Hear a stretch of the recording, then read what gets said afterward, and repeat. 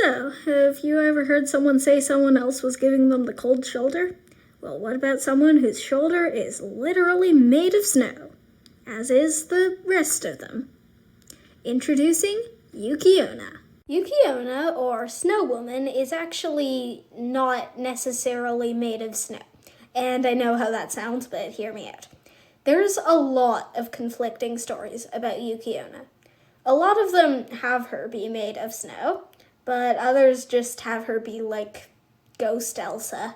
So before we get into what Yuki Onna does and how to avoid it, I may have another special guest star. Yes, I know, I said last one was the last one, but this one actually is the last one, okay? Also, he's actually a fellow YouTube creator. I'll leave a link to his channel in the description. Anyway, introducing Brian. Listen, I haven't seen Brian in a while, okay? Anyway. Yuki Onna has... How?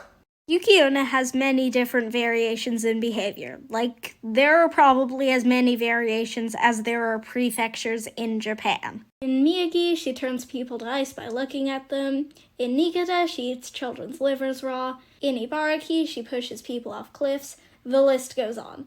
The only thing that stays consistent is she's a female humanoid who has something to do with snow and kills people. The origin situation isn't much better. She's the spirit of the snow, or the ghost of someone who died in the snow, or even a moon princess who is kicked out of her sky castle and kills people because she's bitter about it. Which doesn't explain the snow, but whatever. So, if nobody can even agree on what Yuki Onna does, what is she known for? Good question, Brian. Yuki Onna is in fact known for an oddly specific legend about her, and about the only person who survived Yuki Onna. And I'm gonna animate it. So this is from the book Kwaidan by Lafcadio Hearn, which is quite a name. There are two woodcutters, Mosaku and Minokichi. Don't get too attached, one of them dies real soon. So these two are on their way home from work when they get caught in a snowstorm and take emergency shelter in a nearby hut. They go to sleep and then Minokichi wakes up and some lady is killing Mosaku with weird frost breath. Told you one of these guys was dying soon. So the lady bends over Minokichi and she's like, so I was gonna kill you, but you're hot. Now, I'm gonna let you live, but if you tell anyone about tonight, I will know.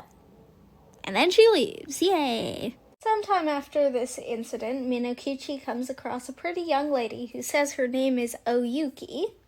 That's not suspicious at all. And they really hit it off. They hit it off so much they get married and have kids together. Wow. Fast forward several years, these two have a happy home life with their kids, and one night Minokichi sees his wife by firelight and he's like, wow, you really remind me of this one woman.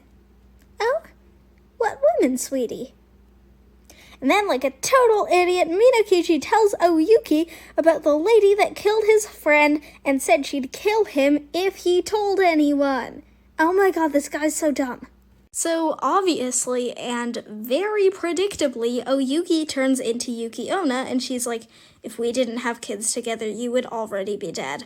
And she tells him that if he's ever a bad father to their kids, she's gonna finish what she started. And then she turns into a world of snow and vanishes up through the rafters.